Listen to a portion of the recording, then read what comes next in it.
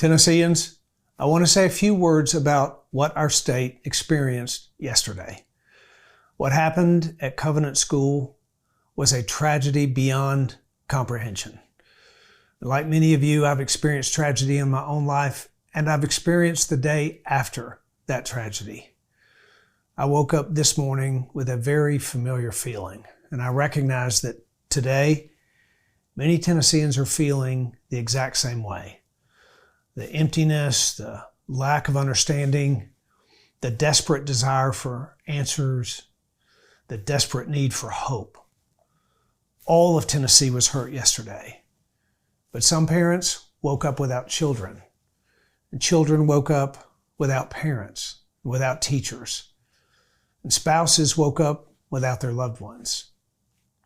Maria woke up this morning without one of her best friends, Cynthia Peak.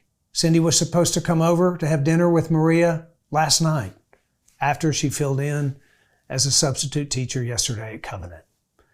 Cindy and Maria and Katherine Koonce were all teachers at the same school and have been family friends for decades. 4 other Tennesseans, members of the Covenant family, Hallie Scruggs, Evelyn Dickhouse, William Kinney, and Mike Hill, were taken in a horrific act of violence.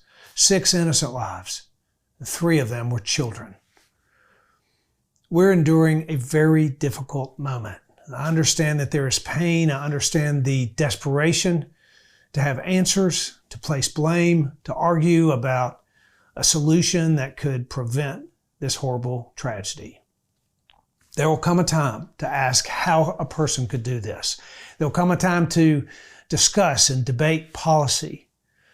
But this is not a time for hate or rage. That will not resolve or heal. Everyone is hurting, everyone. Remembering that as we grieve and walk together will be the way we honor those who were lost. We can all agree on one thing, that every human life has great value, and we will act to prevent this from happening again. There's a clear desire in all of us, whether we agree on the action steps or not, that we must work to find ways to protect against evil.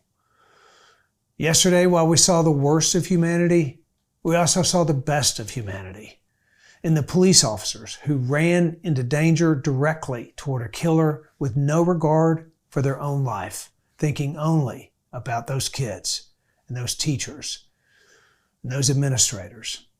I had the opportunity to speak with Officer Engelbert and Officer Collazo today, 2 brave Tennesseans whose actions saved lives. Gratitude doesn't begin to cover it for the utter selflessness of putting their lives between a killer and the innocent. I'm calling on the people of Tennessee today to pray for the families of victims, for the Covenant family, for those courageous officers, for the family of the shooter, for those who are hurting and angry and confused. Prayer is the first thing we should do, but it's not the only thing. Law enforcement officials and educators across our state have been working for years, especially in the last year, to strengthen the safety of our schools. And that work was not in vain. The courage and swift response by the teachers and officers in this community, without a doubt, prevented further tragedy. There will be a time to talk about the legislation and the budget proposals that we brought forth even this year. And clearly, there is more work to do.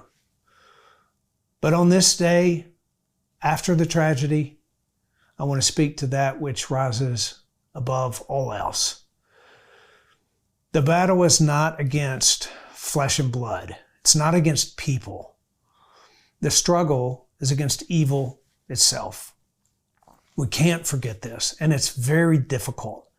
But we're called to not only love our neighbor, but to love our enemies, to bless those who curse us, to pray for those who intend harm.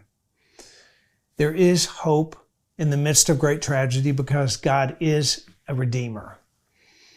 What is meant for evil can be turned for good. May we grieve in the days ahead, but not without hope.